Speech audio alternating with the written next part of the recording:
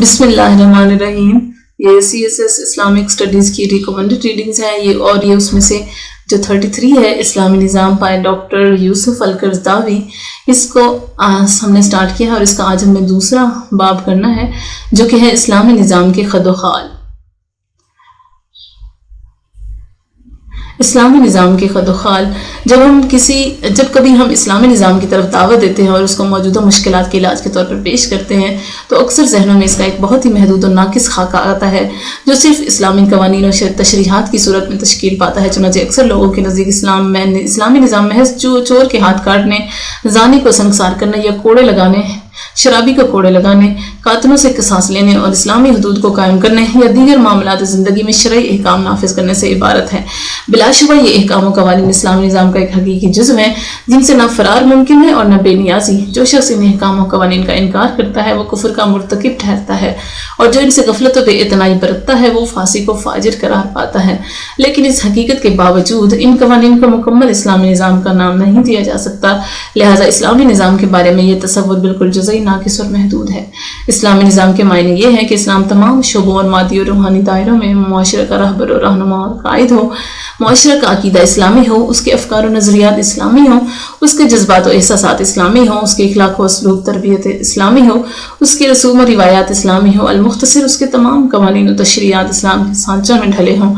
دوسرے لفظوں میں یوں کہا جا سکتا ہے کہ اسلامی نظام وہ نظام ہے جو ایک مسلم معاشرے کو اس کے تمام اصول مبادی اور اس کے تمام اقدار و خصوصیات اور امتیازی اوصاف کے ساتھ مورز وجود میں لاتا ہے۔ یہ ایک ایسا نظام ہے جس کا کوئی اصول ناقابل عمل نہیں ہے۔ یہ موضوع بذات خود ایک مفصل کتاب کا متقاضی ہے، لیکن یہاں پر ہم نہایت اختصار و اعجاز کے ساتھ اسلامی نظام کے چند واضح خطوط و روشن خد و خال پیش کریں گے جن کا نقشہ اسلامی تعلیمات کی روشنی میں ہمارے کرتا سے تصور پر ابھرتا ہے۔ نیز ہم اپنی توجہ خصوصاً ان اسلامی عناصر پر مرکوز رکھیں گے جن سے ہمارا معاشرہ زندگی کے تمام شعبوں میں بے بہرہ ہے۔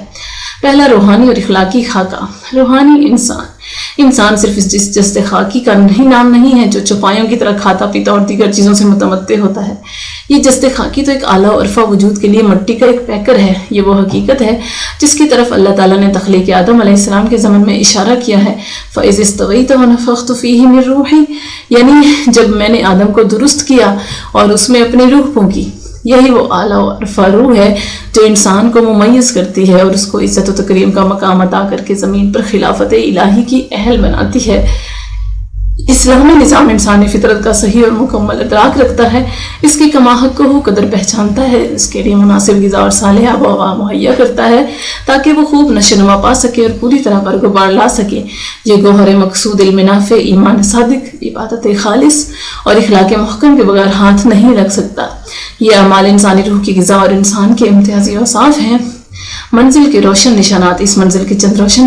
نشانات درج ذیل ہیں۔ پہلا، ربانی اور روحانی اوصاف کا احیا۔ درج ذیل ربانی اور روحانی اوصاف کا احیا اشد ضروری ہے، مثلا اللہ تعالیٰ کی ذات پر ایمان لانا اور اس کی توحید اور اس کے اسماء حسنہ پر ایمان لانا۔ دوسرا، اللہ تعالیٰ کی تعلیمات پر ایمان لانا اور انہیں برحق سمجھنا۔ تیسرا، آخرت کی جزا پر ایمان لانا کیونکہ یہ زندگی کا بلند ترین ہدف اور انسانی وجود کی غایت ہے۔ چوتھا، اس ایمان کے بنیادی تقاضوں کے مطابق عمل کرنا، ان پر استقامت اختیار کرنا اور عقلی، جذباتی، نظری و عملی تمام وسائل و اسالیب کے ذریعے اس کی حمایت و نصرت کرنا۔ قدیم و جدید اور ہر شکل و رنگ کے الحاد، شرک اور تشکیک کے خلاف جنگ کرنا حتیٰ کہ روئے زمین پر اللہ تعالیٰ کے سوا کسی کی بندگی باقی نہ رہے۔ اسلامی عقیدہ کے لیے کتاب اللہ اور سنت رسول صلی اللہ علیہ وسلم کے صاف و شفاف سرچشموں کی طرف رجوع کرنا، انتہا پسندوں کے غلو، باطل پرستوں کے بے بنیاد مفروضات اور اہل تحریف کی تحریفات سے دور رہنا۔ تقوی کی آبیاری، امت مسلمہ کی اس نہج پر تربیت کرنا کہ اس کے اندر اللہ تعالیٰ کا تقوی و اخلاص اور اس پر اعتماد توکل پیدا ہو، انسانی ذہن میں یہ مستقل احساس پیدا ہو کہ اللہ تعالیٰ انسان کے تمام پوشیدہ اور اعلانیہ اعمال پر نظر رکھے ہوئے ہے، اسے اس کی تمام پوشیدہ حرکات اور اس کی سرگوشیوں تک کا علم ہے۔ انسانی شعور میں یہ حقیقت اچھی طرح راسخ ہو کہ قیامت کے دن اس کو اپنے خالق و مالک کے سامنے جواب دہی کے لیے پیش ہونا ہے۔ جہاں کوئی شخص کسی کی مدد نہیں کر سکے گا اور صرف وہ اعمال انسان کے لیے مفید اور نافع ہوں گے جو اس نے اس دنیا میں کما کر آگے بھیجے ہوں گے، اور انسانی ذہن میں دار آخرت کی دائمی زندگی کی فکر، حشر و نشر اور حساب و میزان کے خوفناک مناظر اور جنت و دوزخ کا تصور ہر وقت متزلزل رہے۔ اس روحانی تربیت سے دلوں کو زندہ اور ضمیروں کو بیدار اور روشن کیا جا سکتا ہے، جو بدی اور شر کی راہ میں سب سے بڑا بند، نیکی اور خیر کے لیے سب سے مؤثر مہمیز اور مکارم اخلاق کے لیے سب سے زیادہ طاقتور مددگار ہیں۔ اخلاقی اقدار کی ترویج۔ اللہ تعالیٰ کی کتاب قرآن مجید اور اس کے نبی اقدس صلی اللہ علیہ وسلم، جن کو اللہ تعالیٰ نے مکارم اخلاق کی تکمیل کے لیے مبعوث فرمایا ہے، کہ سنت کی روشنی میں ان حقیقی اخلاقی اقدار کو مضبوط و مستحکم بنانا جن کو امت مسلمہ نے نسل وراثت میں پایا ہے، ان آلائشوں کا ازالہ کرنا جو زمانہ انحطاط میں تہ بتہ ان پاکیزہ اقدار پر جم گئی ہیں، اور ان دوسری جدید و قدیم عادات و اطوار کو ختم کرنا جو دوسری قوموں کی اندھی تقلید میں اسلامی اخلاق میں داخل ہو گئے ہیں، جس طرح مادہ پرستی، انانیت پسندی، نفسانی خواہشات کی پیروی، عدم ثبات و استقلال، اباجیت پسندی، مردوں اور عورتوں کے درمیان باہمی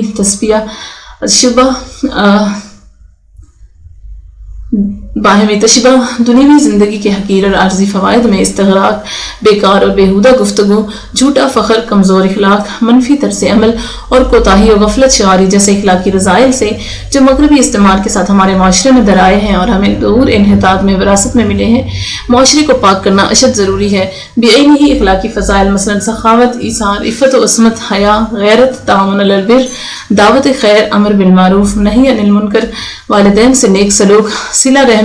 ہمسایوں سے احسان، مہمانوں کا اکرام، مظلوم و آزردہ خاطر انسانوں کی امداد، صدق مقالی، امانت داری، عدل، انصاف، شہادت حق، چھوٹوں پر رحم و شفقت، بڑوں کی عزت و توقیر، حقدار کی داد رسی، عجز و انکساری، عزت نفس، قصد و اعتدال اور دوسرے فضائل اخلاق کی سیادت قائم کرنا، ان کو قائم و دائم رکھنا اور ان کی جڑوں کو مزید گہرا کرنا بھی ہم سب پر واجب ہے۔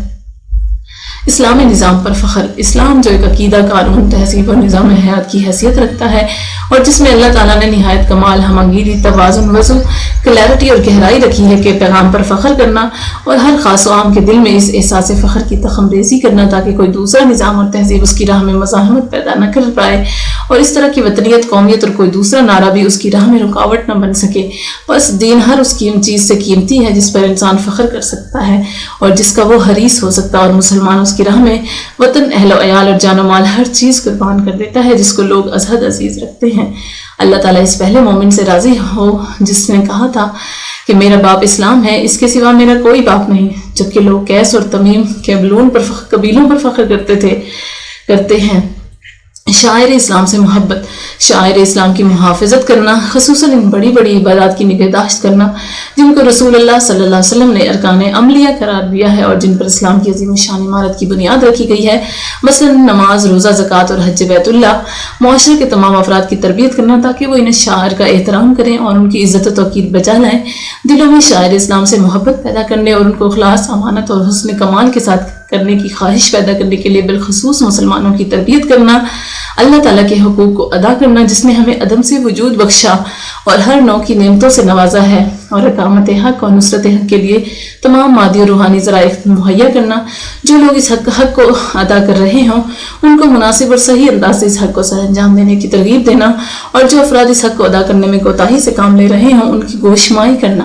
یہ عبادات و شعائر جو بذات خود ایک بہت بڑا مقصد ہے، لوگوں کے دلوں کو ایمان سے منور کرنے اور ان کو اخلاق فاضلہ سے آراستہ کرنے کے لیے تربیت کے بہت اہم ذرائع ہیں۔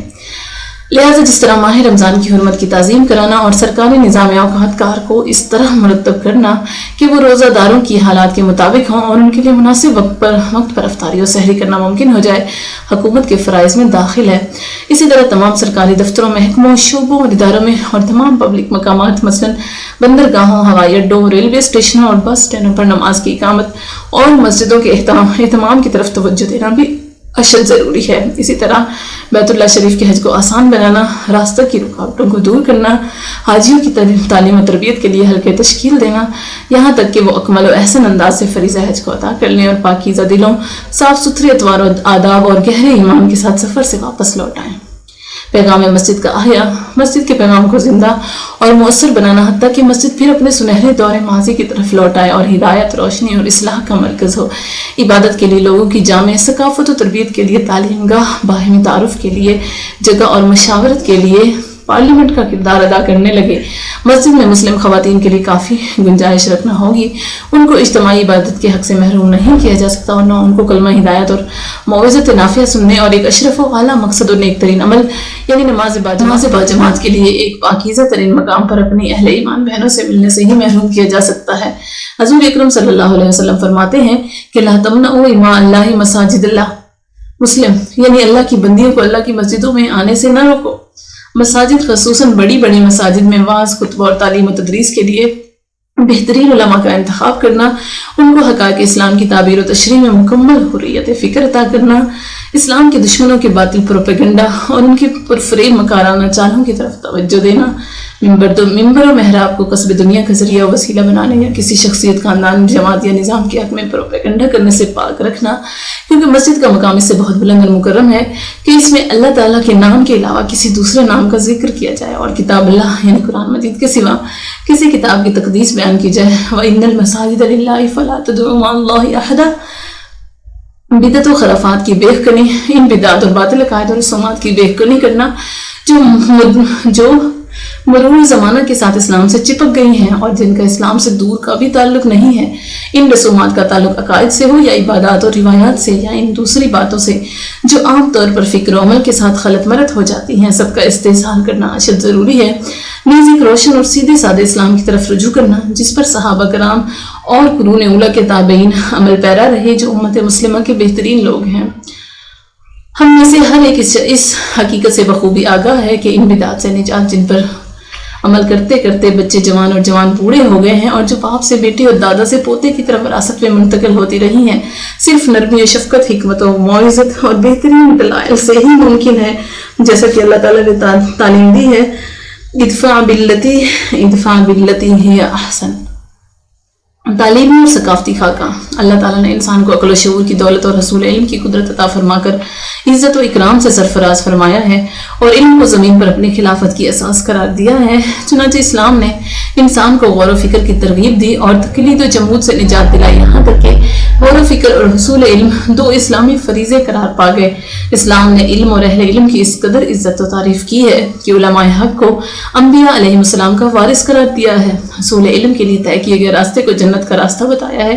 تحصیل علم کو امت پر ایک فرض کفایہ مقرر کیا ہے تاکہ اس کی متعدد بتعداد علم کے ہر اس مفید اور سود مند شعبے میں تخصیص پیدا کرے جس کی امت ضرورت محسوس کرے۔ تعلیمی عمارت کی بنیادیں، اس بنا پر مندرجہ ذیل بنیادوں پر ایک تعلیمی اور ثقافتی عمارت کھڑی کرنا قوم پر واجب ٹھہرایا ہے۔ علمی تحریک، ایک خاص عمر تک جس میں تعلیم حاصل کی جاتی ہے، تمام لڑکوں اور لڑکیوں کے لیے تعلیم کو لازمی قرار دیا جائے، اس راہ کی تمام رکاوٹوں اور مشکلوں کو دور کیا جائے، تعلیم کو آسان بنانے کے لیے تمام وسائل کو مہیا کیا جائے، کیونکہ عصر جدید میں مناسب تعلیم کے بغیر دین و دنیا کی تمام ذمہ داریوں سے سبکدوش ہونا ممکن نہیں ہے، خواہ یہ ذمہ داریاں کتنی ہی معمولی نوعیت کی ہوں۔ نیز جس چیز کے بغیر کسی واجب کی انجام دہی ممکن نہ ہو، اس کا حصول بھی واجب ہو جاتا ہے۔ یہی بات اس امت کی شایان شان ہے۔ علم حاصل کرنا فرض ہے اور قرآن مجید میں سب سے پہلے جو آیت نازل ہوئی وہ ہے اقرأ بسم ربک، یعنی رب کا نام لے کر پڑھ۔ امت مسلمہ میں پھیلتی ہوئی ناخواندگی کو ختم کرنے میں نبی اکرم صلی اللہ علیہ وسلم کی پیروی کی جائے، جنہوں نے معرکہ بدر میں 2 ہجری سے ناخواندگی کو ختم کرنے کے لیے کام شروع کر دیا تھا۔ کتابوں کی نشر و اشاعت پر کام کیا جائے اور تعلیم کو اثر نو اس طرح ترتیب دیا جائے کہ اس میں نظریاتی اور عملی، دینی اور دنیاوی اور ادبی اور تکنیکی سب پہلو شامل ہو جائیں، تاکہ نابغہ اور عبقری افراد امت کے لیے کسی مادی و معنوی رکاوٹ کے بغیر تعلیم و تخصیص کے اعلیٰ معیار تک پہنچنے کے لیے وسیع میدان موجود ہو۔ جس طرح اللہ تعالیٰ نے زیادہ سے زیادہ علم حاصل کرنے کا حکم دیا ہے، قُلْ رَبِّ زِدْنِی عِلْمًا، یعنی کہ کہہ دیں کہ اے میرے رب میرے علم کو زیادہ کر۔ اسی طرح قرآن مجید میں وجوب تخصیص کی طرف ان الفاظ میں اشارہ کیا گیا ہے، وَمَا كَانَ الْمُؤْمِنُونَ لِيَنْفِرُوا كَافَّةً فَلَوْلَا نَفَرَ مِنْ كُلِّ فِرْقَةٍ مِّنْهُمْ طَائِفَةٌ لِيَتَفَقَّهُوا فِي الدِّينِ وَلِيُنذِرُوا قَوْمَهُمْ إِذَا رَجَعُوا إِلَيْهِمْ لَعَلَّهُمْ يَحْذَرُونَ۔ اور یہ تو نہیں ہو سکتا کہ مومن سب کے سب نکل آئیں، تو یوں کیوں نہیں کیا کہ ہر جماعت میں سے چند اشخاص نکل جائیں تاکہ دین کا علم سیکھتے اور اس میں سمجھ پیدا کرتے، اور جب اپنی قوم کی طرف واپس آتے تو ان کو ڈراتے تاکہ وہ احتراز کرتے۔ اسلامی تعلیم کا بنیادی عنصر پرائمری سطح سے لے کر یونیورسٹی کی سطح تک تعلیم کے مراحل اور فنی، عمرانی اور عسکری تمام شعبہ تعلیم کا بنیادی عنصر اسلام کو قرار دیا جائے اور اس عنصر کی بنیاد قرآن اور سنت پر رکھی جائے، اور علم و معرفت کے ان سرچشموں کی تفہیم و تشریح کے لیے متاخرین کے مشتبہ اور مبہم اقوال کی بجائے سلف متقدمین کی رہنمائی کی طرف رجوع کیا جائے۔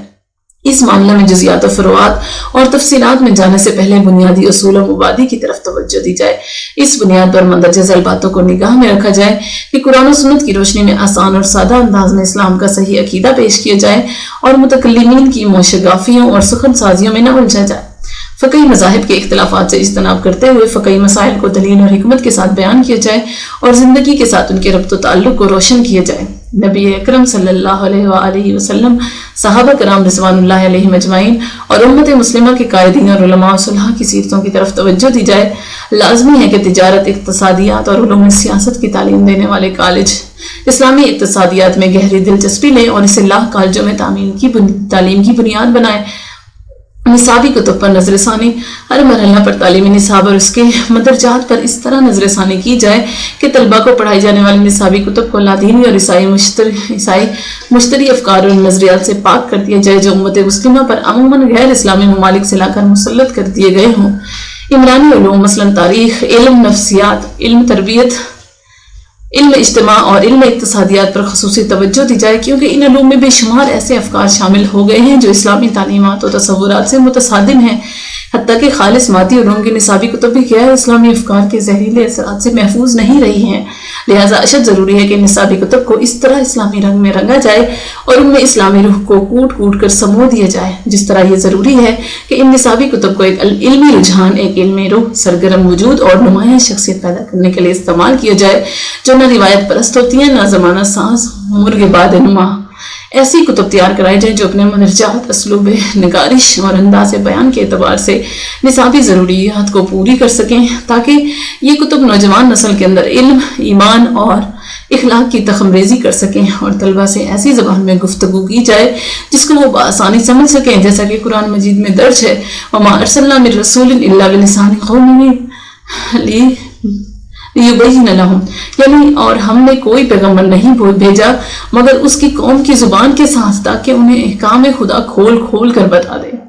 باکردار اساتذہ کا انتخاب، ایسے صالح و باکردار معلمین تیار کیے جائیں جو پاکیزہ و صالح نصاب اور عمدہ کتب کو محسوس حقیقتوں میں تبدیل کرنے کی قدرت و صلاحیت سے بہرور ہوں، اور یہ حقیقتیں ایسے افراد کے پیکر میں ڈھل جائیں جو ان کا صحیح فہم و شعور اور ذوق رکھتے ہوں، اور جن اصول و اقدار اور عقائد کی طلبہ کو تعلیم دیتے ہوں ان پر خود بھی عمل پیرا ہوں۔ یہ فریضہ اسی وقت سر انجام دیا جا سکتا ہے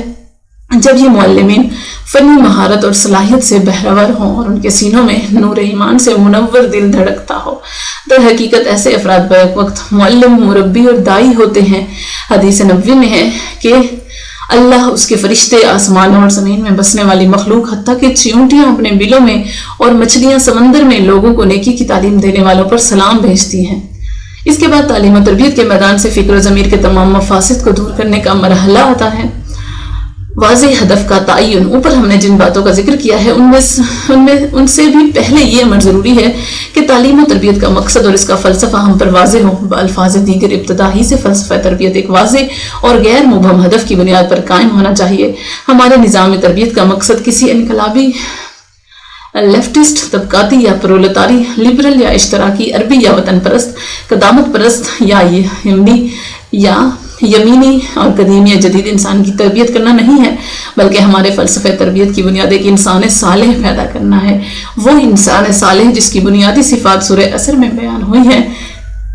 قسم ہے زمانہ کی انسان سراسر خسارہ میں ہے، سوائے ان لوگوں کے جو ایمان لائے اور جنہوں نے اچھے کام کیے، حق کی تلقین کی اور مشکلات اور مصائب پر صبر کی تلقین کی۔ چنانچہ ایک صالح انسان ایک صاحب عقیدہ مومن ہوتا ہے، وہ شخص صالح کہلانے کا مستحق نہیں جس کا دل اپنے پروردگار کی یاد سے غافل ہو، جو اپنی خواہشات کا پجاری ہو اور جس کا عمل بے اعتدالی کا شکار ہو۔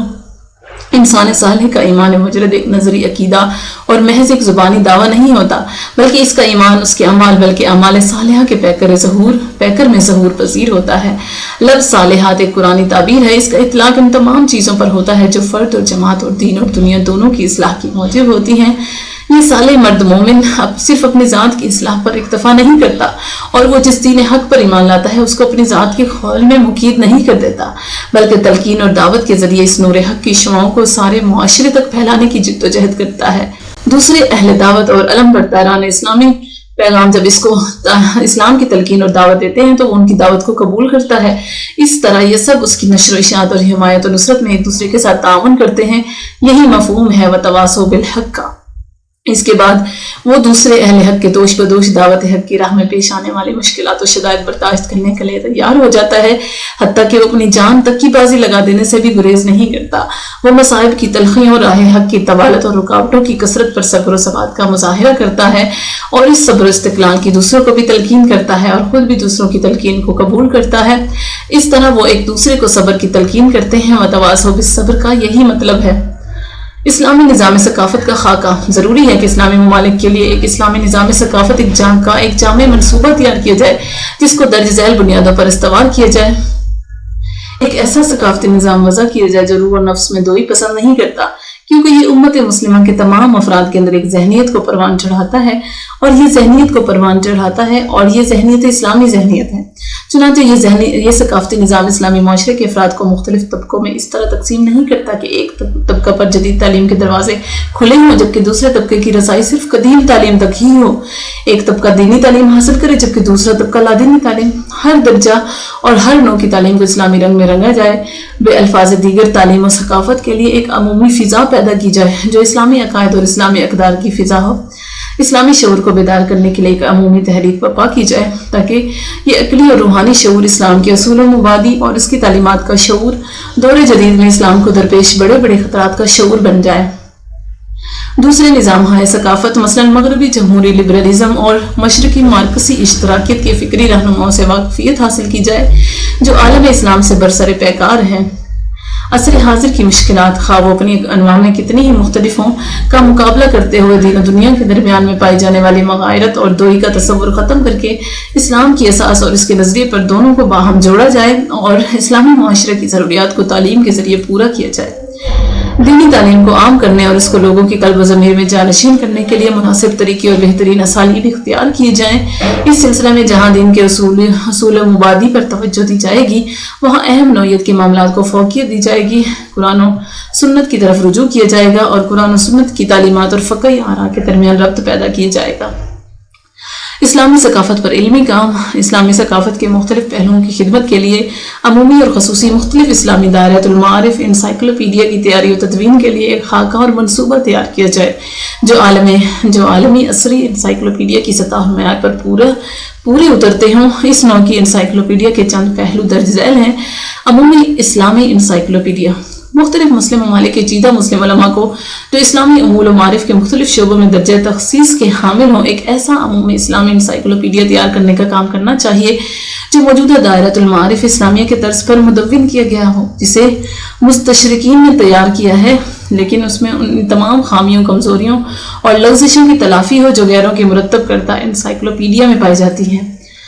انسائکلوپیڈیا احادیث نبوی کا انسائکلوپیڈیا ان تمام صحیح اور حسن احادیث پر مشتمل ہونا چاہیے جن کی سند ثابت ہو، جن کا متن شذوذ و علت سے پاک ہو، جن کو جدید ابواب کے زیر عنوان اور نئی فہرست کے ساتھ شائع کیا جائے، جن کے مرکزی موضوعات کی تشریح کی گئی ہو، جو خزینہ سنت اور اس کے اسرار و کنوز کا فہم و شعور پیدا کرنے میں ممد و معاون ہو۔ صرف اس نوع کے دائرۃ المعارف انسائکلوپیڈیا کے ذریعے ہی لوگ ان موضوع اور دور ازکار روایات سے نجات حاصل کر سکتے ہیں جنہوں نے اکثر ذہنوں میں فساد پیدا کیا ہوا ہے اور ہماری ثقافت کے سرچشموں کو مقدر بنا دیا ہے۔ حدیث نبوی کے انسائکلوپیڈیا کے بعد رجال حدیث کے انسائکلوپیڈیا کا نمبر آتا ہے۔ یہ مجموعہ ان تمام رجال حدیث پر مشتمل ہونا چاہیے جو اسماء الرجال کی کتابوں میں مختلف مقامات پر بکھرے پڑے ہیں۔ یہ کارنامہ ریسرچ اسکالروں کے لیے تحقیق کا کام آسان بنا دے گا۔ انسائکلوپیڈیا اسلامی فقہ، اس میں اسلامی فقہ کے تمام فقہی مذاہب و مدارس اور اقوال، خواہ ان پر مکمل عمل درآمد ہوتا ہو یا نہ، پر بحث ہو، اور قرآن و سنت سے ان کے ماخذ و مصادر، دلائل اور دیگر شرعی اعتبارات کا واضح بیان ہو۔ اسی طرح اس میں اصول فقہ، تاریخ فقہ اور ان میں وقتاً فوقتاً ہونے والی تبدیلیوں کا ذکر ہو۔ نیز اس میں تمام معاصرین کی مستند جدید فقہی باحثوں سے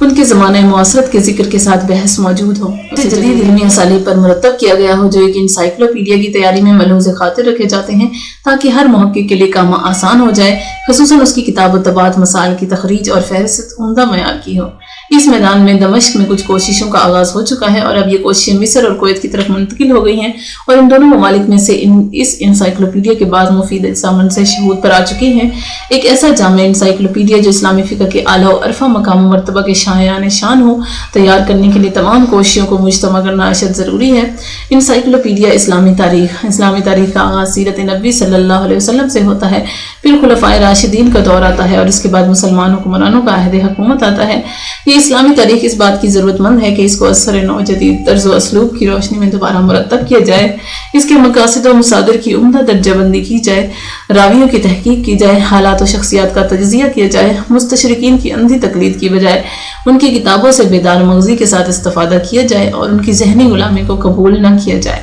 اس تاریخی خزانہ کو اس طرح مرتب کیا جائے کہ وہ اس کے بادشاہوں اور حکمرانوں، علماء و صلحاء، قائدین و فاتحین سے بحث کرتی ہو، اور جنگوں اور سیاسی امور کی طرح اس دین اسلام اور اس کے افکار و نظریات بھی اس انسائکلوپیڈیا کا موضوع ہوں۔ مختصر یہ کہ اسلامی تاریخ کے اس انسائکلوپیڈیا کا مرکز و محور اسلام بحیثیت ایک عقیدہ، ایک قانون، ایک تہذیب اور ایک نظام زندگی ہو۔ ایسی اعلیٰ درجے کی اسلامی کتب تصنیف کی جائیں جو عصر جدید کی روح کے مطابق ہوں اور عالم اسلام اور دنیا کی دیگر زبانوں میں ترجمے کے لیے مناسب ہوں۔ وہ اپنے مواد، واضح فکر، حسن بیان، بلیغ اسلوب اور ہر لحاظ سے امتیازی شان کی حامل ہوں اور حشو فضول سے پاک ہوں۔ اس مقصد کے لیے سخت محنت اور جذبہ مسابقت درکار ہے۔ اس کام کے لیے پورے عالم اسلامی کی چوٹی کے ماہرین اور ممتاز علماء کا ایک بورڈ تشکیل دیا جانا چاہیے۔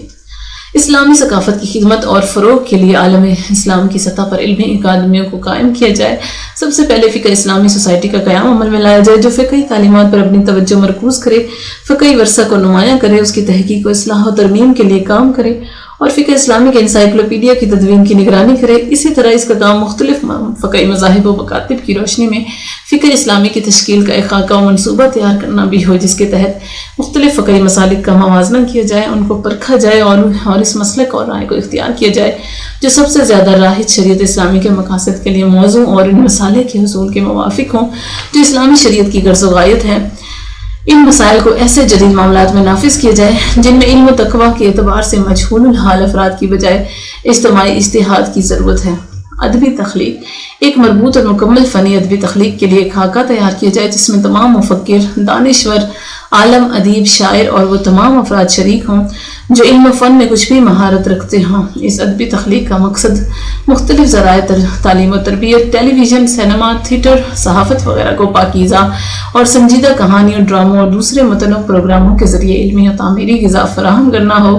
اس تخلیق کا محور خاص طور پر اسلام، اس کی دعوت، اس کی تاریخ، اس کی تہذیب و تمدن، اس کی شخصیات، اس کی الہامی کتاب قرآن حکیم اور اس کے پیغمبر آخر الزماں حضرت محمد صلی اللہ علیہ وسلم کی بے مثال ذات ہو، تاکہ اسلامی دعوت، اسلامی کردار، اسلامی تہذیب اور اسلامی روح کو اس کی اصل صحیح اور روشن شکل میں پیش کیا جا سکے اور اس طرح تاریخی سچائی اور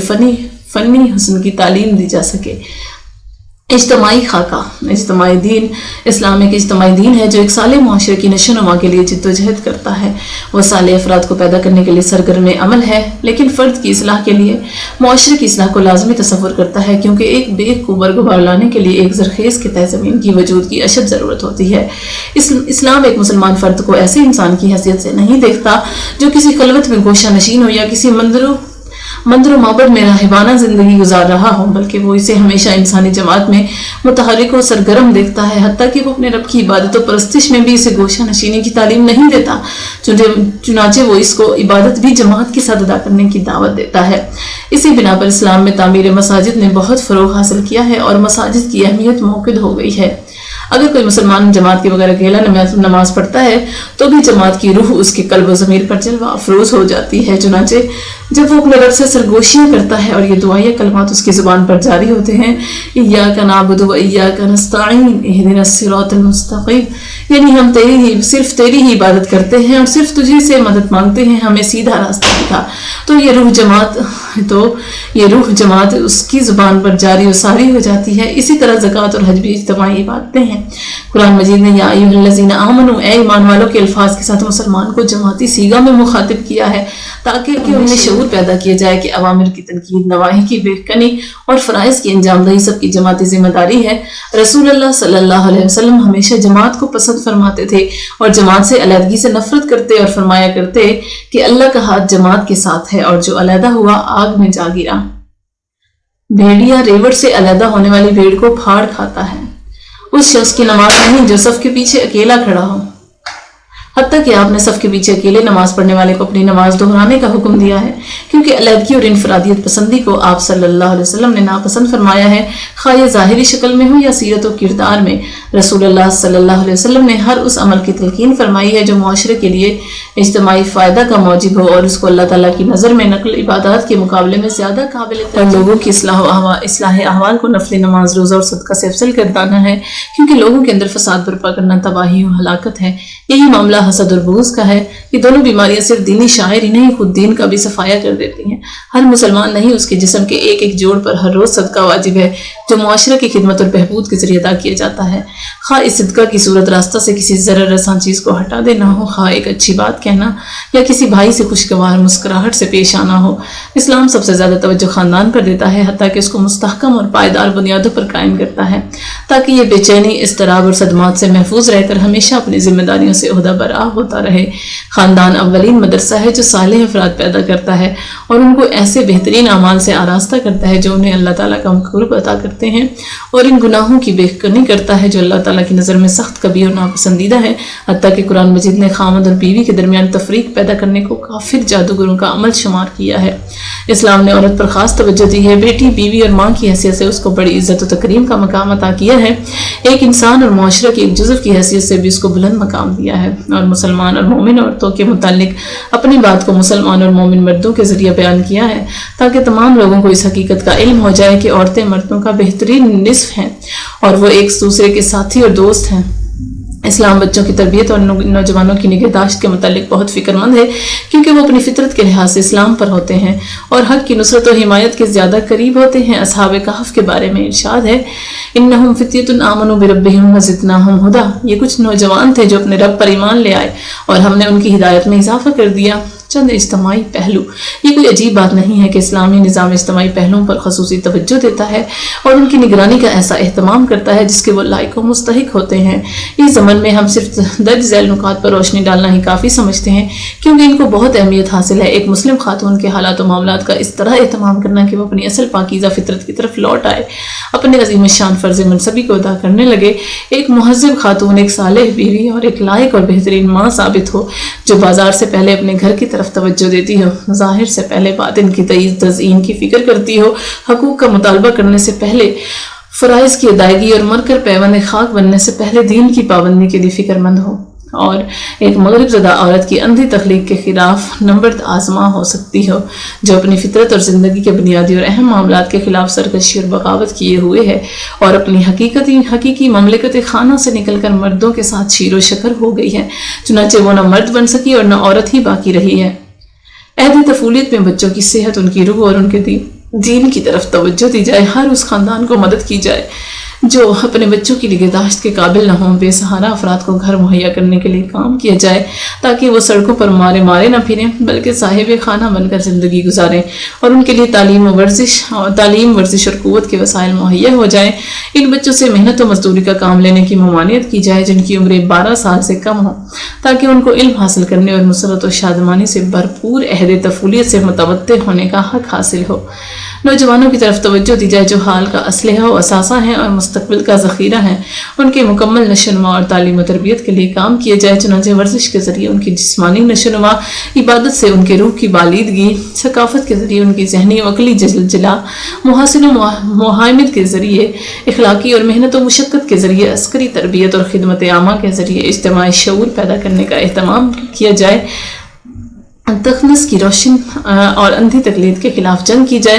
جس نے مسلم نوجوانوں کی شخصیت کو ظاہری شکل و صورت اور سیرت و کردار دونوں لحاظ سے مسخ کر کے رکھ دیا ہے۔ اس لعنت کے خلاف محاذ اس قدر طاقتور اور مؤثر ہونا چاہیے کہ عورتوں سے مشابہت کرنے والے مرد اور مردوں سے مشابہت کرنے والی عورتیں معاشرہ میں منہ چھپاتی پھریں۔ تعلیم، کام اور تفریح کے میدانوں میں مرد و زن کے دو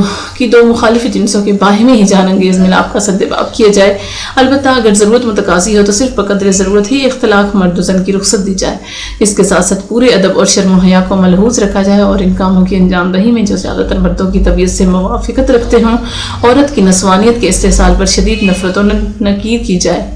مسخرہ پن، تزئین و زیبائش، لباس کی قطع و برید، یارانہ اور دوستی، کورٹشپ، اریانی اور بے حیائی و بےہودگی اور تبرج جاہلیت کے مظاہر اور بے قید اباہیت اور دوسرے رسوم و رواج جو استعمار کے ساتھ مسلمانوں کی تہذیب و ثقافت میں در آئے ہیں کے خلاف جنگ کی جائے۔ عمدہ اور بہترین اسلامی آداب و اقدار کو عام کیا جائے جو عورتوں کو چاق و چوبند اور نئی موریا لباس میں باہر نکلنے،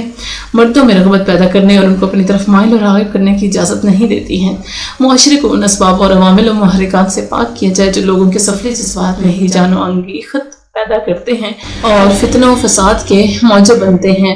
غیر شادی شدہ مردوں اور عورتوں کو نکاح کی ترغیب دی جائے، ایسے اسباب مہیا کیے جائیں جو نکاح اور شادی کے لیے ممد و معاون ثابت ہوں، اور ان معاشی اور سماجی رسوم کے خلاف جد و جہد کی جائے جو نکاح کی راہ میں رکاوٹ ثابت ہوں، مثلاً بیش قیمت مہر باندھنا، جہیز میں غلو کرنا، بیاہ شادی کی ضروریات میں اسراف سے کام لینا اور پیچیدہ رسوم و رواج کی پابندی کرنا جن کو انسان نے خود پیچیدہ بنا دیا ہے اور اپنے اوپر تنگی عائد کر لی ہے، جس کی وجہ سے اللہ تعالیٰ نے بھی ان پر تنگی مسلط کر دی ہے۔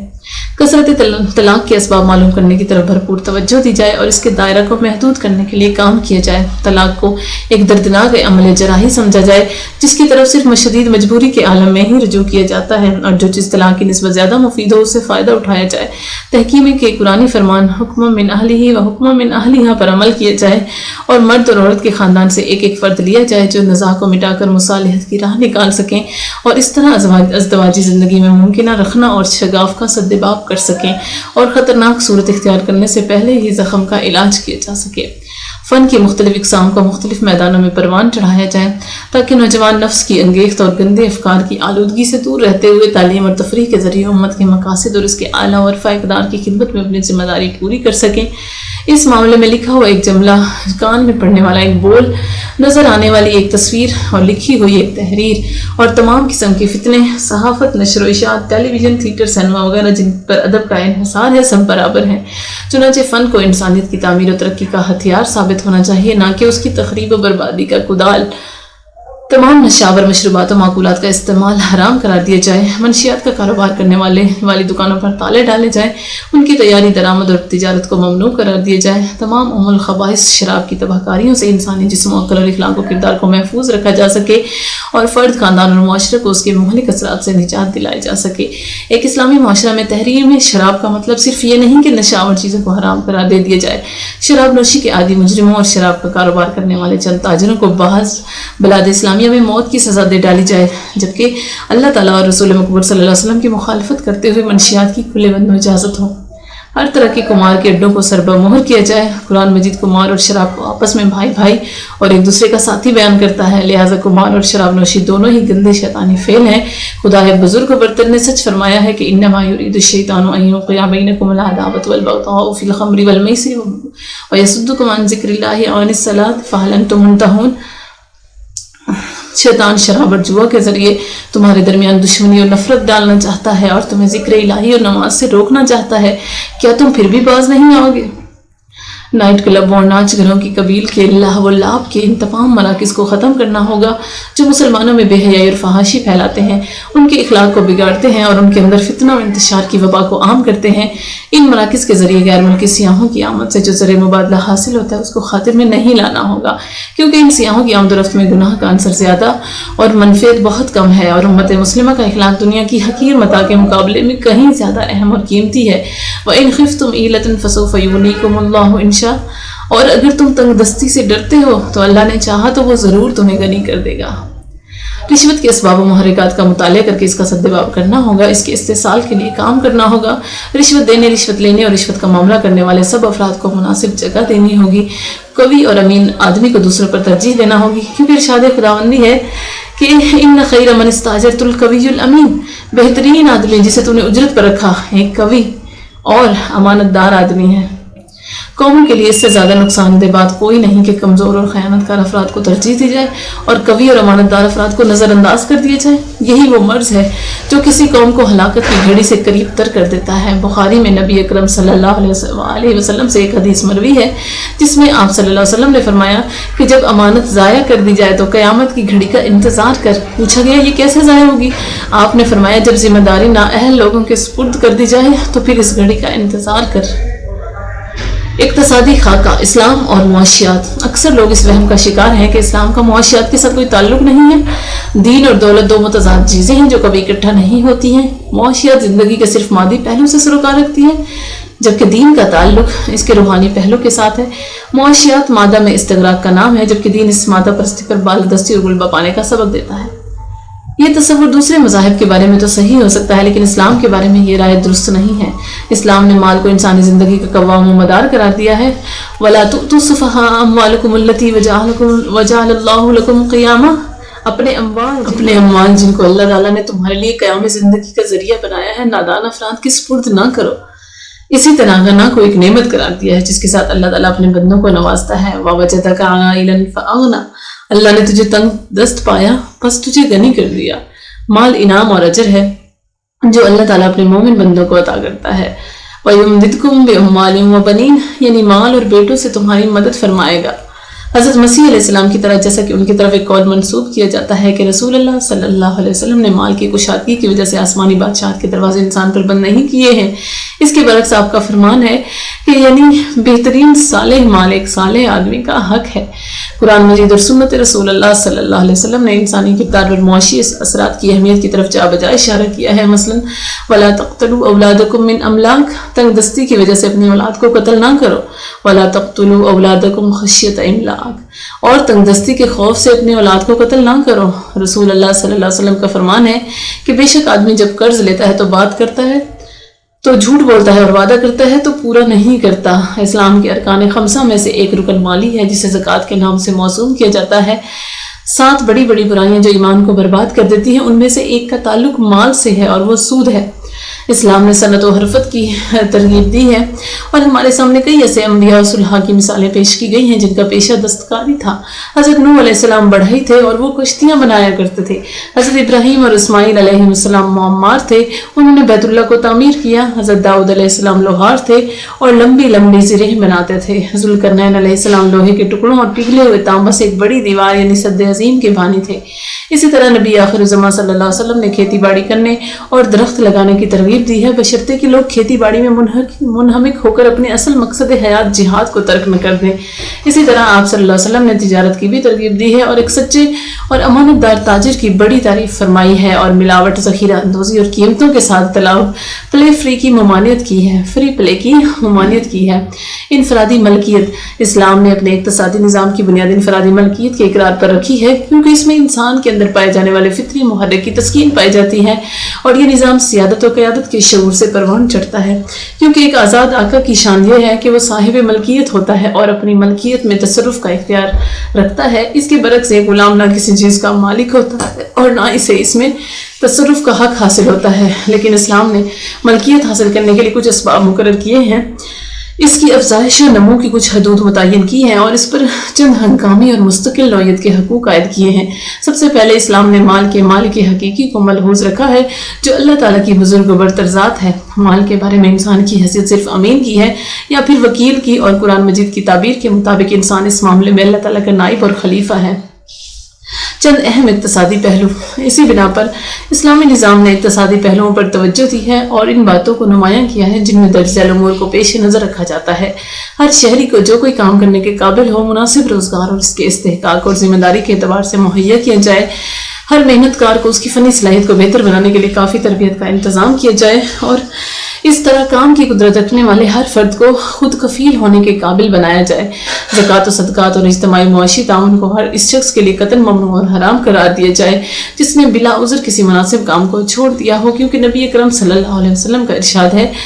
کہ زکوٰۃ حلال نہیں ہے امیر کے لیے اور نہ کبھی تندرست کے لیے۔ ہر محنت کار کو ایسی عادلانہ اجرت دی جائے جو اس کے کام کی نوعیت کے مطابق ہو اور معروف طریقے سے اس کی ضرورت کو پورا کرتی ہو۔ چنانچہ نبی اکرم صلی اللہ علیہ وسلم نے پیدل جہاد کرنے والے مجاہد کو مال غنیمت سے 1 حصہ دیا اور گھوڑ سوار مجاہد کو 2 یا 3 حصے عطا کیے، کیونکہ جنگ میں پیدل مجاہد کی نسبت گھوڑ سوار مجاہد کی صلاحیت زیادہ ہوتی ہے۔ اسی طرح غیر شادی شدہ سپاہی کو مال میں سے 1 حصہ دیتے اور شادی شدہ سپاہی کو 2 حصے دیتے، کیونکہ شادی شدہ سپاہی کی ضروریات غیر شادی شدہ سپاہی کی ضرورت سے زیادہ ہوتی ہیں۔ شادی شدہ سپاہی پر ہی صاحب عیال سپاہی کو قیاس میں کیا جا سکتا ہے۔ انہی وجوہات کی بنا پر نبی اکرم صلی اللہ علیہ وسلم کا کام اور صلاحیت کے ساتھ فرد کی ضروریات کو بھی مد نظر رکھتے تھے۔ حضرت عمر رضی اللہ عنہ مال فے کے بارے میں فرماتے ہیں کہ خدا کی قسم کوئی فرد نہیں جس کا اس مال فے میں حصہ نہ ہو، چنانچہ آدمی اور اس کی کارکردگی، آدمی اور اس کی برتری اور آدمی اور اس کی حاجت کا حصہ ہے۔ اسی بنا پر اسلام نے کمیونزم اور اشتراکیت کی مخالفت کی ہے، کیونکہ اول ذکر فرد کی اجرت کا تعین اور اس کی ضرورت کو ملحوظ خاطر رکھتے ہوئے کرتا ہے، اور مؤخر ذکر فرد کو اس کے کام کے مطابق روزی مہیا کرتا ہے۔ ہر طرح کے اموال سے زکوٰۃ وصول کی جائے، خواہ وہ اموال ظاہرہ یعنی جانور، زرعی پیداوار اور زکوٰۃ فطر سے متعلق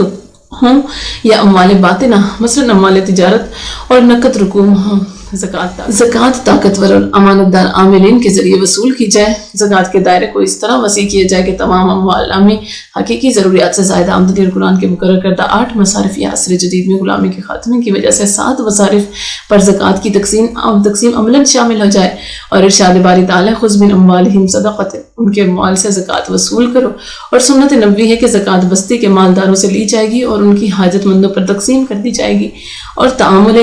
خلفائے راشدین پر عمل کیا جا سکے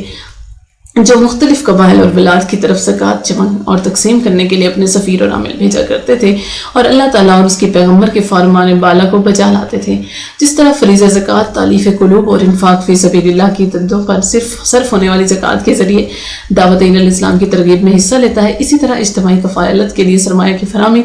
عدل اجتماعی کے قیام، سرمایہ اندوزی کے خلاف جنگ، سودی قرضوں کے خاتمے کی جدوجہد، قرض داروں کو قرض کی ذلت اور رسوائی سے نجات دلانے کی زکوٰۃ شریک ہے۔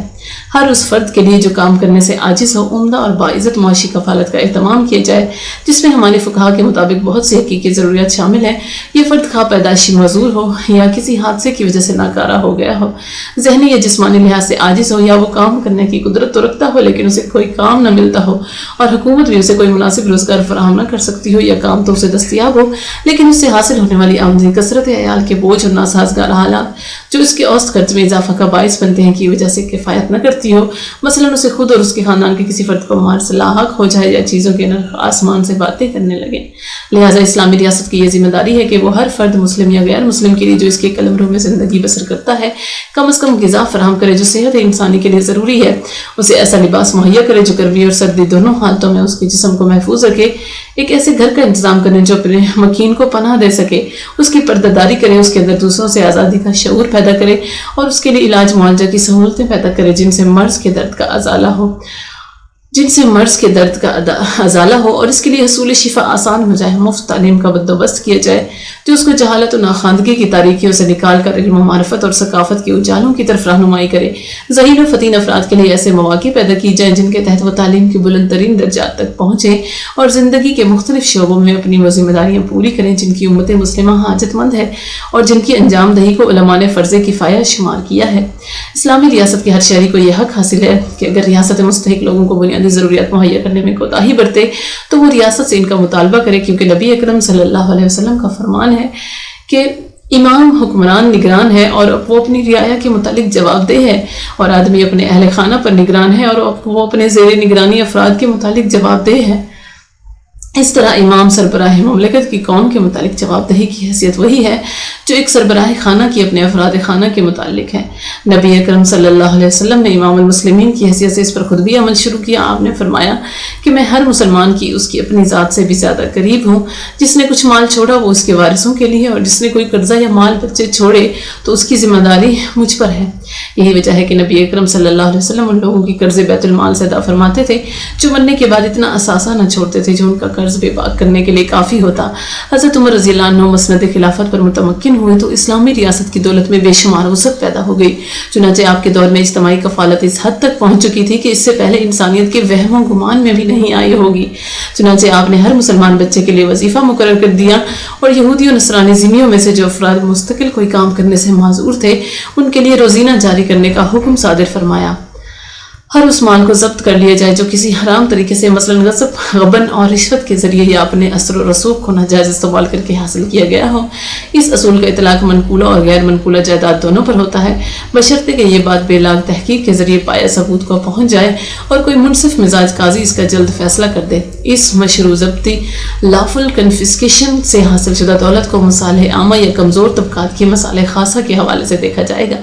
سرکاری ملازمین کو عموماً اور کلیدی مناصب پر فائز اعلیٰ افسروں کو خصوصاً قانون کا تابع بنایا جائے، ان سے باز پرس کی جائے اور کہ انہوں نے دولت کہاں سے کمائی ہے، تاکہ ان کو ناجائز ذرائع سے دولت سمیٹنے کے جرم کی سزا دی جا سکے، اور وہ تمام دولت یا اس کا وہ حصہ جس پر حرام کا شبہ ہو بحق کے سرکار ضبط کر لیا جائے۔ اور یہ عمل نبی عربی صلی اللہ علیہ وآلہ وسلم کی سنت کے عین مطابق ہوگا۔ آپ صلی اللہ علیہ وسلم نے ابن الطیبہ سے باز پرس کے بعد اس کا مال ضبط کر لیا تھا، اور آپ صلی اللہ علیہ وسلم کے وصال کے بعد حضرت عمر بھی آپ کے نقش قدم پر چلتے ہوئے اپنے عہد خلافت میں اپنے گورنروں اور ان کے کارندوں کو گاہے بگاہے محاسبہ کیا کرتے، اور ان اہلکاروں نے اپنے دور میں جو مال و دولت کمائی ہوتی اس کا نصف حصہ ضبط کر لیتے۔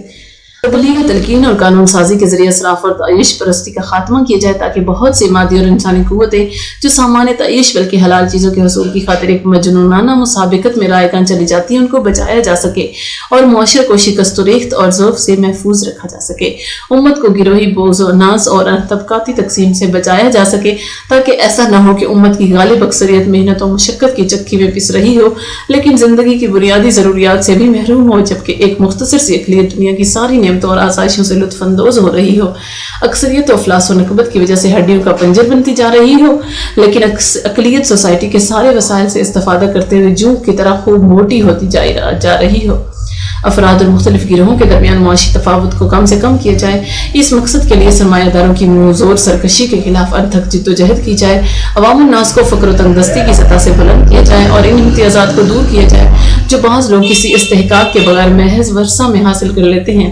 ان مظالم کا ازالہ کیا جائے جن کے جوئے تلے لوگ ناحق پس جاتے ہیں۔ جہاں تک ممکن ہو اعلیٰ افسروں اور چھوٹے ملازموں کے درمیان تنخواہوں کے تفاوت کو کم کیا جائے تاکہ ظالم اور نفرت انگیز دولت کے منظر کو ذلت آمیز فکر و مسکنت کے سامنے نہ آنے دیا جائے۔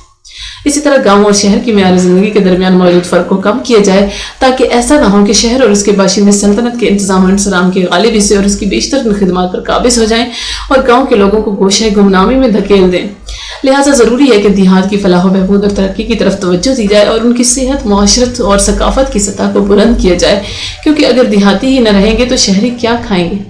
تمام اقتصادی اداروں کو سود کی نجاست اور اسلامی شریعت سے متصادم دیگر امور سے پاک کیا جائے۔ اسلامی بینکوں میں ایسی کھڑکیاں کھولی جائیں جہاں غیر سودی بنیادوں پر کاروبار کیا جائے۔ جو بینک اس رجحان کے سامنے سر تسلیم خم نہ کریں ان کو بند کر دیا جائے، اور اس طریقے سے امت مسلمہ کو قید و بند کی نجاست، سرمایہ داری کے آثار کے شر اور عالمی یہودیت کے اثر و رسوخ سے نجات دلائی جائے جو پوری دنیا کی دولت اور بینکوں پر قابض ہے۔ نیز امت مسلمہ کو سودی لین دین کے ذریعے اللہ تعالیٰ اور اس کے رسول مقبول صلی اللہ علیہ وسلم سے جنگ کرنے سے روکا جائے، کیونکہ قرآن نے سود خوری کو اللہ اور رسول کے خلاف اعلان جنگ قرار دیا ہے۔ بلاد مصر و پاکستان اور دیگر بلاد اسلامیہ کے مسلم ماہرین معاشیات نے اس میدان میں جو علمی کاوشیں سر انجام دی ہیں اپنے اندر ایک وسیع میدان رکھتی ہیں، اور ہر وہ شخص ان سے استفادہ کر سکتا ہے جو علمی نظریات کو عملی جامہ پہنانا چاہتا ہے، اگر عزم سچا اور راستہ واضح ہو۔ علمی تحقیق اور اعداد و شمار پر مبنی ایک جامع منصوبہ تیار کیا جائے جس سے امت مسلمہ کی دولت میں اضافہ ہو، اس کی پیداوار میں اضافہ ہو اور اس کی مقدار اور معیار ہر لحاظ سے فروغ حاصل ہو۔ خود کفالت کے حصول کے لیے بلاد اسلامیہ کے مابین اقتصادی وحدت سے بھرپور فائدہ اٹھایا جائے۔ تیز رفتار ترقی کا مقابلہ کرنے کے لیے تمام ذہنی اور نفسیاتی، اخلاقی اور ثقافتی اور اجتماعی مصائب و آفات سے پاک کیا جائے جنہوں نے لوگوں کی قوتوں اور صلاحیتوں کو مفلوج اور سنگالود کر دیا ہے، ان کے معجزانہ کارناموں کو پیوند خاک بنا دیا ہے اور ان کی پیش رفت کو مسدود کر دیا ہے۔ عسکری خاکہ، اہم ترین باتیں جن پر غور و فکر ضروری ہے مندرجہ ذیل ہیں۔ حربی قوت کی فراہمی، تمام صحت مند اور اہل افراد کی فوجی بھرتی کی جائے۔ اولاً اسلامی اور بتقاضۂ ضرورت مادی علوم سے مدد لی جائے تاکہ ایک مستقل اسلامی حربی قوت فراہم ہو سکے جس سے دشمنان اسلام لرزۂ براندم ہو اور جو جاری اور متعدد حکمرانوں کے راستے میں سد سکندری ثابت ہو، جو سرکش افراد کی تعذیب و سرزنش اور کمزور و بے نوا افراد کی مدد کر سکے، جو بلاد اسلامیہ کی غصب شدہ علاقوں کو آزاد کرانے، کمزوروں کی مدد کرنے اور دعوت اسلام اور اسلام کی حفاظت کرنے کی قدرت و صلاحیت رکھتی ہو، اور جو اللہ تعالیٰ کے درج ذیل حکم کی مصداق ہو۔ وَأَعِدُّوا لَهُم مَّا اسْتَطَعْتُم مِّن قُوَّةٍ وَمِن رِّبَاطِ الْخَيْلِ تُرْهِبُونَ بِهِ عَدُوَّ اللَّهِ وَعَدُوَّكُمْ وَآخَرِينَ مِن دُونِهِمْ لَا تَعْلَمُونَهُمْ وَاللَّهُ يَعْلَمُ۔ اور جہاں تک ہو سکے زیادہ سے زیادہ قوت اور تیار بندی رہنے والے گھوڑے ان کے مقابلے کے لیے تیار رکھو تاکہ اس کے ذریعے اللہ اور اپنے دشمنوں کو اور ان دوسرے اعداء کو خوف زدہ کر دو جنہیں تم نہیں جانتے مگر اللہ جانتا ہے۔ اسلحہ سازی کا اہتمام، مخلص مسلمانوں کے تعاون سے ایک ایسا منصوبہ تیار کرنے کے لیے جد و جہد کی جائے جس کی بدولت ہم ان ممالک اور اقوام سے ساز و سامان اور اسلحہ درآمد کرنے سے مکمل طور پر بے نیاز ہو جائے، جن کا فلسفہ حیات اور عقیدہ ہمارے عقیدہ اور نظریہ حیات سے متصادم ہو، اور جن کا نظام ریاست اور اصول حکمرانی ہمارے اپنے نظام و اصول و سیاست سے مختلف ہو۔ اسی بنا پر وہ ہماری سیاست میں دخل اندازی کرتے ہیں اور جبراً اپنی سیاست کی طرف ہمارا رخ موڑ دیتے ہیں۔ چنانچہ وہ ہمارے پاس ایسے ہتھیار فروخت نہیں کرتے جن کی ہمیں ضرورت ہوتی ہے، بلکہ وہ ایسی چیزیں ہمارے ہاتھوں فروخت کرتے ہیں جو ان کے مفادات سے موافقت رکھتی ہیں۔ ہمیں جو اسلحہ دیا جاتا ہے اس کی تعداد، صلاحیت اور طاقت اور اسلحہ کے استعمال پر اپنی منمانی اور سخت ناروا شرائط عائد کرتے ہیں۔ خاص طور پر ہمیں غیر مسلم ماہرین سے ضرور نجات حاصل کرنا چاہیے کیونکہ یہ سامراجی ایجنٹ ہمارے حالات کی جاسوسی کرتے ہیں اور ہمارے سربستہ راز افشا کرتے ہیں۔ روح جہاد کی آبیاری، امت کے اندر اسلامی جہاد کی روح پھونکی جائے، نوجوانوں کے اندر روحانی قوت کو تقویت پہنچائی جائے، ان کو مادی اور روحانی ہر لحاظ سے تیار کیا جائے تاکہ ان میں سے ایک فرد اللہ تعالیٰ کی راہ میں جہاد و قتال میں حصہ لے بلکہ نفسیاتی شہوات کی راہ کے سامنے بند باندھ سکے۔ یہ صلاحیت انسان کے اندر درج ذیل باتوں کی تکمیل کے ساتھ پیدا ہوئی ہے۔ پہلی، امت مسلمہ کے تمام نوجوانوں پر جبری فوجی بھرتی کو لازمی قرار دیا جائے، ان کو جدید ترین اسلحہ کے ساتھ جنگ کی جدید ترین انواع کی تربیت دی جائے کیونکہ جنگی قوت کا انحصار صرف اسلحہ کی فراہمی پر ہی نہیں بلکہ اسلحہ کو بطریق احسن استعمال کرنے پر ہوتا ہے۔ نبی اکرم صلی اللہ علیہ وسلم نے ارشاد باری تعالیٰ وَأَعِدُّوا لَهُم مَّا اسْتَطَعْتُم مِّن قُوَّةٍ کی تشریح فرماتے ہوئے اسی حقیقت کی طرف اشارہ کیا ہے۔ آپ صلی اللہ علیہ وسلم فرماتے ہیں کہ خبردار قوت تیر اندازی میں ہے، خبردار قوت تیر اندازی میں ہے، خبردار قوت تیر اندازی میں ہے۔ یہ فوجی تربیت مستقل طور پر وقتاً فوقتاً جاری رہنی چاہیے کیونکہ اسلحہ کی تربیت کو لمبے عرصے کے لیے ترک کر دیا جائے تو وہ بھول جاتی ہے۔ ایک حدیث میں ہے کہ جس نے تیر اندازی کو سیکھ کر بھلا دیا اس نے گویا ایک نعمت کا انکار کیا۔ اس لازمی فوجی بھرتی سے صرف ان لوگوں کو مستثنی ہونا چاہیے جو بیمار اور معذور ہوں، جن کو خود باری تعالیٰ نے قرآن مجید میں جہاد سے مستثنی قرار دیا ہے۔ لَيْسَ عَلَى الْأَعْمَى حَرَجٌ وَلَا عَلَى الْأَعْرَجِ حَرَجٌ وَلَا عَلَى الْمَرِيضِ حَرَجٌ، نہ اندھے پر کچھ گناہ ہے اور نہ لنگڑے پر کچھ گناہ ہے اور نہ بیمار پر کچھ گناہ ہے۔ جہاد کی ترغیب دینے اور دلوں میں اس کا ذوق و شوق پیدا کرنے کے لیے مستقل فکری، ذہنی، روحانی اور جسمانی تیاری کی جائے تاکہ نوجوان ملت کسی بھی وقت اور کسی بھی ناگہانی اور نازک حالات میں جہاد کے لیے مستعد اور تیار رہیں۔ ایک حدیث میں ہے کہ جو آدمی مر گیا اور اس نے جہاد نہیں کیا اور نہ اس کے دل میں اس کی امنگ پیدا ہوئی تو وہ نفاق کے ایک شعبہ پر مرا۔ جو شخص جہاد کی اثر نشانے کے بغیر اللہ سے ملا وہ اللہ سے اس حالت میں ملا کہ اس میں ایک سوراخ نقصان دین ہوگا۔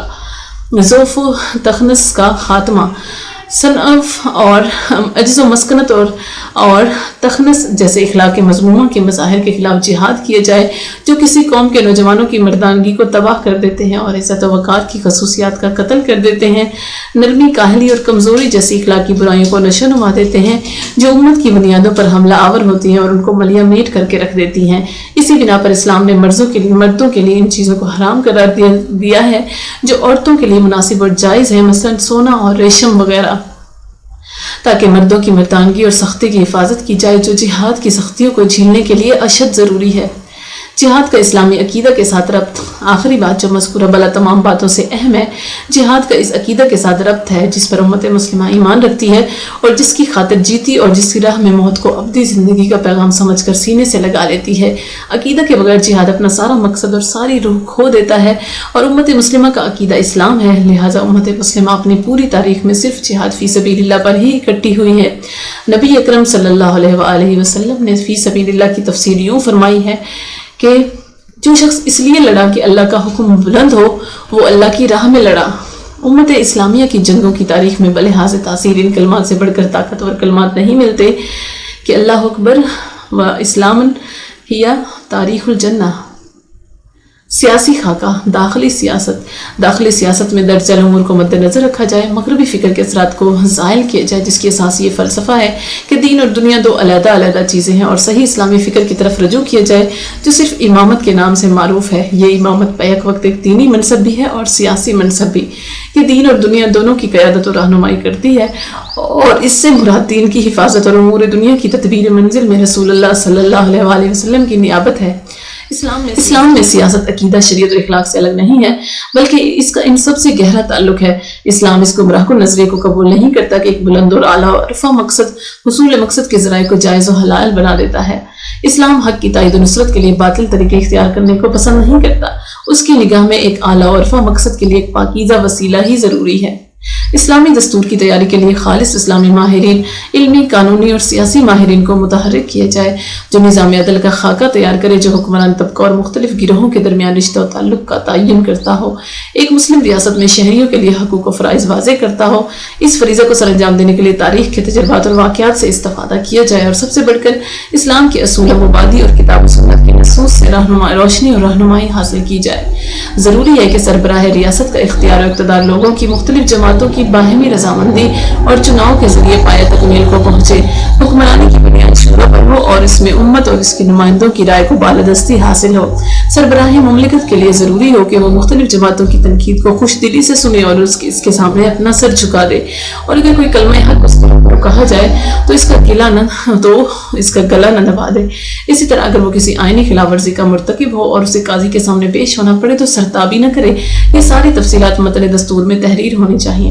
ضروری ہے کہ اسلامی دستور فرد کے حق کی آزادی کو موقت بنائے، خواہ یہ فرد ریاست کا شہری ہو یا عام انسان، کیونکہ تمام انسان بنیادی طور پر آزاد پیدا ہوئے ہیں، لہٰذا یہ جائز نہیں کہ کچھ افراد اپنے ہی جیسے انسانوں کو اپنا غلام بنا کر رکھیں۔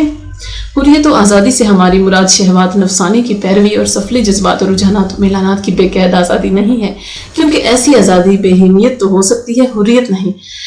یہاں انسان کی آزادی سے ہماری مراد ہر اس جبر اور ناروا غلبہ سے نجات ہے جو انسان کی سوچ، اس کے وجدان اور اس کے عمل کو اپنا تابع محمل بنا دیتا ہے۔ یہ غلبہ کسی جابر حکمران کا غلبہ بھی ہو سکتا ہے، کسی کاہن کی ذہنی غلامی کا غلبہ بھی ہو سکتا ہے، اور کسی جاگیردار اور سرمایہ دار کا معاشی جبر بھی ہو سکتا ہے۔ انسانی حریت کے پہلو، اس لحاظ سے انسان کی حریت کے کئی پہلو ہیں۔ حریت فکر، انسان کو یہ آزادی ہونی چاہیے کہ اللہ تعالیٰ نے اس کو جو عقل و شعور ودیت کیا ہے اور جس کی بدولت اسے تمام حیوانات پر فضیلت عطا کی ہے، اس کے مطابق سوچ بچار کر سکے۔ یہ بات قابل قبول نہیں ہے کہ پہلے انسان کو جوہر عقل سے سرفراز کیا جائے اور پھر اس جوہر کو معطل کر دیا جائے اور اس کو جامد بنا دیا جائے اور کوئی دوسرا انسان اس کے لیے غور و فکر کرے۔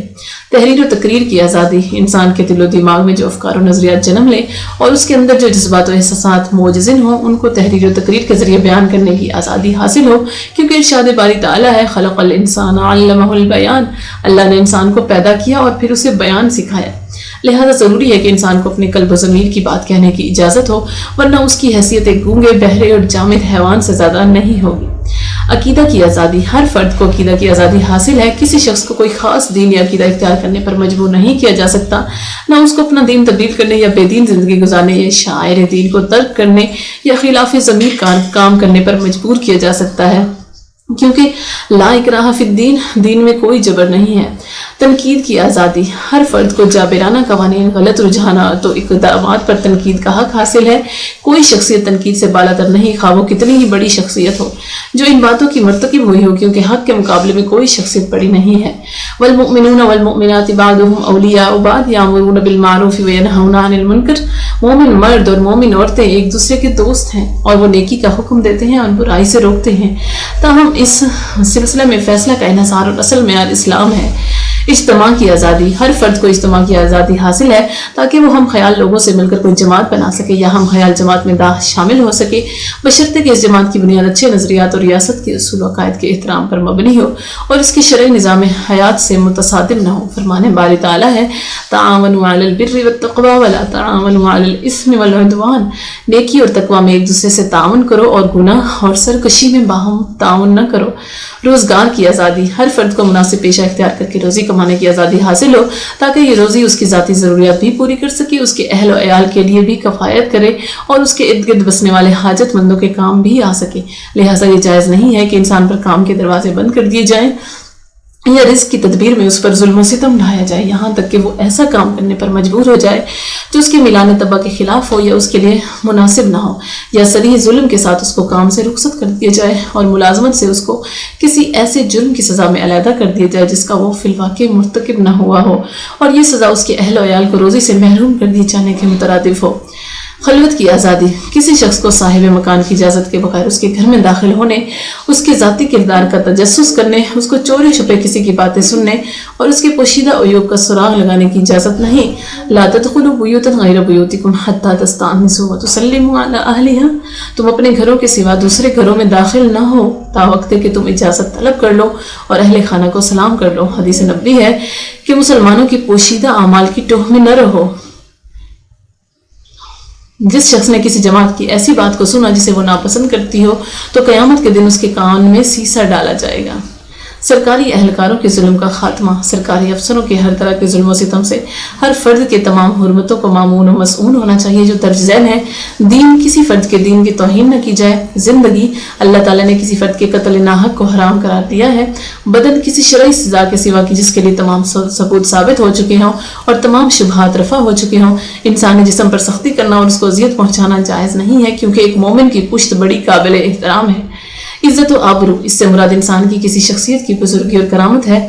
لہٰذا کسی شخص کے لیے کسی فرد کی موجودگی میں اس کو گالی دینا یا اس کا تمسخر اڑانا یا اس کی عدم موجودگی میں اس کو ایذا دینا اور اسے برے الفاظ میں سے یاد کرنا اور اس کی تذلیل و تحقیر کرنا جائز نہیں ہے، کیونکہ اللہ تعالیٰ نے انسان کے خون اور اس کے مال کی طرح اس کی عزت و آبرو کو بھی محترم قرار دیا ہے۔ اہل و عیال، کسی فرد کی بیوی، بچوں یا ماں باپ میں سے کسی پر ظلم و زیادتی کرنا بھی جائز نہیں ہے۔ مال، کسی فرد کے مال کو ضبط کر لینا جائز نہیں جو اس نے حلال ذرائع سے کمایا ہو، جس کو نہ غلط راستوں پر خرچ کیا جاتا ہو اور جس کے ذریعے نہ کوئی فرض ادا کرنے میں بخل سے کام لیا جاتا ہو۔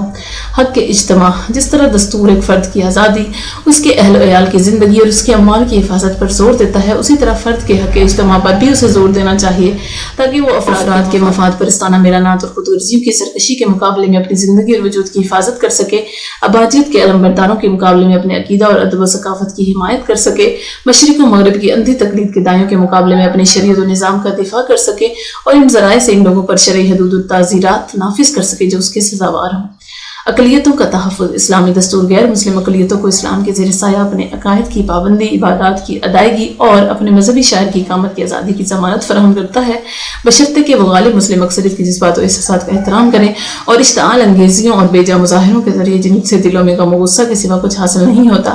بلا وجہ ان کے مذہبی احساسات و جذبات کو مجروح نہ کریں۔ اسلامی دستور میں ان اقلیتوں کو وہی حقوق حاصل ہوں گے جو مسلمانوں کو حاصل ہوتے ہیں اور ان کی ذمہ داریاں بھی اتنی ہی ہوں گی جتنی خود مسلمانوں کے اوپر عائد ہوتی ہیں، سوائے ان حقوق و فرائض کے جن کی ایک نظریاتی ریاست متقاضی ہو اور جن کی اساس اسلامی فکر ہو۔ سیاست خارجہ مندرجہ ذیل امور پر قائم ہوگی۔ روح زمین پر جہاں جہاں بھی مسلمان بستے ہوں ان سب کو ایک امت واحدہ سمجھا جائے گا۔ اسلامی عقیدہ، اسلامی شریعت اور اسلامی اخوت نے ان کو ایک رشتہ میں منسلک کر دیا ہے۔ نسل و رنگ، زبان اور وطن اور خاندان اور طبقہ کی بنیاد پر ان کے درمیان اختلاف و امتیاز نہیں ہوگا۔ وہ ایک دوسرے کی حفاظت کریں گے اور باہم مل کر دوسروں کی مدد کریں گے۔ ہر وہ خطہ ارض جس میں مسلمان بستے ہوں، جہاں اسلامی شاعر اور قوانین نافذ ہوں، جہاں مؤذن تکبیر و تحلیل کی آواز بلند کرتے ہوں، ایک اسلامی ملک ہوگا اور اس کی حمایت اور دفاع تمام مسلمانوں پر واجب ہوگا۔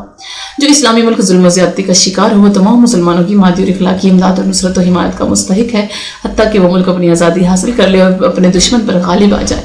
دنیا کے مختلف علاقوں میں بسنے والی مسلم اقلیتیں ہمارے وجود کا حصہ ہیں کیونکہ تمام مسلمان بھائی بھائی ہیں، لہٰذا وہ ہماری معاونت اور حمایت و نصرت کے مستحق ہوں گے اور ہماری یہ ذمہ داری ہوگی کہ ہم کمزوروں کے ساتھ ہر ممکن قوت کے ساتھ امداد کریں، خائن کفار کی سرکشی اور ظلم و تعدی سے نجات دلانے کے لیے فرمان الہی کے مطابق ہتھیار ہی کیوں نہ اٹھانا پڑے۔ وَمَا لَكُمْ لَا تُقَاتِلُونَ فِي سَبِيلِ اللَّهِ وَالْمُسْتَضْعَفِينَ مِنَ الرِّجَالِ وَالنِّسَاءِ وَالْوِلْدَانِ، اور تمہیں کیا ہوا ہے کہ خدا کی راہ میں اور ان بے بس مردوں اور عورتوں اور بچوں کی خاطر نہیں لڑتے؟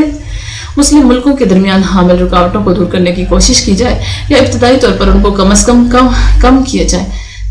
کم کیا جائے تاکہ ان کے درمیان دوستانہ روابط کو مضبوط بنایا جائے اور باہمی تعارف اور اخوت کے رشتوں کو مستحکم بنیادوں پر قائم کیا جائے۔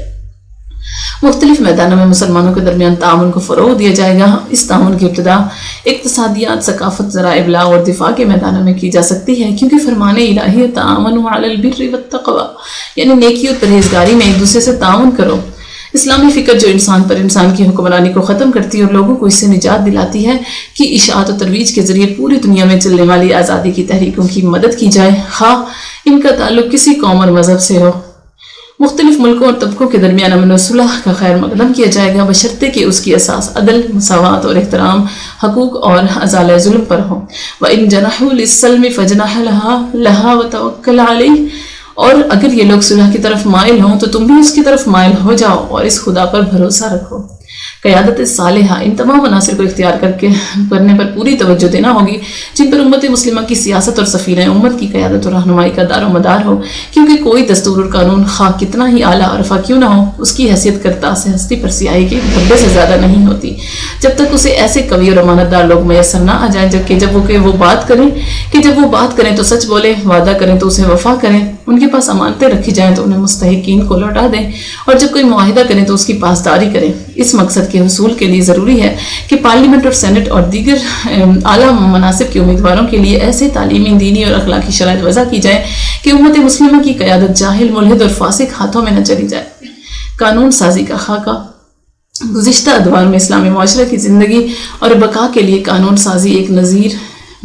بے نظیر مرجع توجہ رہی ہے۔ اسی ذریعے سے سارے احکام مستنبط کیے جاتے ہیں اور اسی کی بنیاد پر تمام سول اور فوجداری، ملکی و خاندانی تعلقات، جن کو آج کی اصطلاح میں شخصی معاملات کہا جاتا ہے، قائم تھے۔ حاکم اور رعایا سب اسی قانون سازی سے مسائل کا حل طلب کرتے تھے اور تمام امور میں اسی سے فیصلہ لیتے تھے، کیونکہ ان کا پختہ یقین تھا کہ یہ قانون سازی حق و انصاف کی پاسداری بلا افراط و تفرید، فرد اور جماعت کے مصالح کے حصول میں نہایت مقدس اور اعلیٰ درجے کی حامل ہے۔ امت اسلامیہ کے کسی فرد کے دل و دماغ میں کبھی یہ بات نہ آئی تھی کہ اس کے افراد کبھی اسلامی شریعت کے احکام اور اصول و مبادی کی بجائے غیر اسلامی احکام و اصول سے فیصلہ طلب کریں گے۔ یہ کیسے ہو سکتا تھا جبکہ اللہ تعالیٰ بار بار ارشاد فرماتا ہے وَمَن لَّمْ يَحْكُم بِمَا أَنزَلَ اللَّهُ فَأُولَٰئِكَ هُمُ الْكَافِرُونَ، اور جو اللہ کے نازل کردہ قانون کے مطابق فیصلہ نہیں کرتے وہی کافر ہیں۔ وَمَن لَّمْ يَحْكُم بِمَا أَنزَلَ اللَّهُ فَأُولَٰئِكَ هُمُ الْفَاسِقُونَ، اور جو اللہ کے نازل کردہ قانون کے مطابق فیصلہ نہیں کرتے وہی فاسق ہیں۔ وَمَن لَّمْ يَحْكُم بِمَا أَنزَلَ اللَّهُ فَأُولَٰئِكَ هُمُ الظَّالِمُونَ، اور جو اللہ کے نازل کردہ قانون کے مطابق فیصلہ نہیں کرتے وہی ظالم ہیں۔ لیکن ہوا یہ کہ مغربی صلیبی استعمار نے گزشتہ صدی سے اس 20ویں صدی کے اوائل تک اسلامی ممالک پر حملہ کیا، ان میں سے اکثر ممالک پر قبضہ کر لیا، ان ممالک کے باشندوں کی گردنوں پر سوار ہو گیا اور سیاست، قانون، تعلیم وغیرہ زندگی کی تمام کنجیاں اس کے ہاتھوں میں آ گئی۔ لہٰذا یہ کوئی تعجب کی بات نہیں کہ اس صلیبی استعمار کے قوانین اور قانون سازی کے اصول و نظریات اسلامی ممالک میں داخل ہو گئے اور وہ بہت سے اسلامی معاشروں پر غالب آ گئے، اور شریعت اسلامیہ کے لیے زندگی ایک نہایت محدود شعبہ کے سوا جس کو شخصی احوال کہا جاتا ہے کچھ نہ چھوڑا۔ یہیں سے اسلامی نظام کی نظر میں مدنی امور کو ملحوظ رکھتے ہوئے اثر نو قانون سازی کی بنیاد رکھنا واجب اور ضروری ہو گیا ہے۔ دستور میں پہلی شک یہ ہونی چاہیے کہ زندگی کے تمام شعبوں کے لیے قانون کا واحد سرچشمہ اسلامی شریعت ہوگا جو اپنے اصلی ماخذ پر مبنی ہوگی۔ دستور کی دوسری شک یہ ہو کہ ہر وہ قانون باطل قرار پائے گا جو نصوص، قطعیہ، اجماع امت اور دین کے خلاف ہوگا۔ تیسرا، ممکن ہے کہ خالص اسلامی قوانین کو وضع کرنے کے دوران ہمیں عصر حاضر میں رائج الوقت قوانین پر نظر ڈالنا پڑے تاکہ ان قوانین کو ان تمام قوانین سے پاک کر دیا جائے جو اسلامی شریعت کے احکام کے خلاف ہوں، اور جو قوانین ان کے مطابق ہوں ان کو اختیار کیا جائے، بشرطے کہ اسلام کے فرض کردہ احکام و قواعد کے مطابق جن سے انسان کا بتایا ہوا قانون بے خبر ہے۔ شریعت کے حوالے سے اور قانون سازی کی عمارت کی تکمیل کے لیے چھوٹے چھوٹے تفسیری و تشریحی کتابوں کے ذریعے شریعت اور اس کے فلسفہ و حکمت کے ساتھ ان احکام کا ربط پیدا کریں۔ ہر اس قانون کو باطل اور کالعدم قرار دیا جائے گا جو کسی حق و جواز کے بغیر بعض طبقوں پر امتیازی سلوک یا بعض جماعتوں پر بلا وجہ ظلم یا لوگوں کی آزادی پر بلا ضرورت پابندیوں پر مشتمل ہوگا۔ احکام شریعت، اس کے دلائل اور مقاصد پر माहिराना नजर रखने वाले फुकहा, हालात हाज़िर और मुख्तलिफ अफकार और रुझानात का इल्म रखने वाले दानिशवरों का आला दर्जा का बोर्ड होना चाहिए जो मुख्तलिफ अतराफ से हर वजह होने वाले कानून पर गौर व खोज करे ताकि उसे कानून शरीयत मुताहरा के मुताबिक ढाला जाए, या अगर वो किसी शरई नसीह कायदा के खिलाफ हो तो उसको ख़त्म कर दिया जाए। दस्तूर में इन इस्लामी हदूद और ताज़ीरात को कायम और नाफिज करने के लिए एक शक हो जिसका तयन अल्लाह ताला ने मुआशरे की हिफाजत, शर पसंदों के कलाकमा और जराइम की बेख करने के लिए कर दिया है। इन हदूद में सरका, फसाद, जिना, कज़फ, शराबनोशी, कत्ल अम्द और इर्तिदाद वगैरह से मुतालिक हदूद शामिल हैं जो कुरान और सुन्नत के नसूस से साबित हैं। इसके साथ साथ जुर्म के बुनियादी अनासर और इसकी शुरूत को भी पेश नजर रखा जाएगा और शुबहात की बिना पर हदूद को साकित भी किया जा सकता है। मुख्तलिफ मोतबर और मुस्तनद इस्लामी मज़ाहिब के निहायत मजबूत फ़िक़ही आरा को इख्तियार किया जाएगा जो शारी अलैहिस्सलाम के मकसूद के हसूल के लिए सबसे ज़्यादा मुनासिब हों और सख्ती और तंगी से दूर हों, ताकि उनकी मदद से इस्लामी कानून की इमारत को तामीर की जा सके जिसमें दौरे हाजिर की रूह भी जारी और सारी हो और जो अहकाम शरई से मुतजाविज़ न हो। तमाम यूनिवर्सिटियों से मलहिका कानून पढ़ाने वाले कुलियात में तालीम की असास इस्लामी फ़िक़ह को बनाया जाए।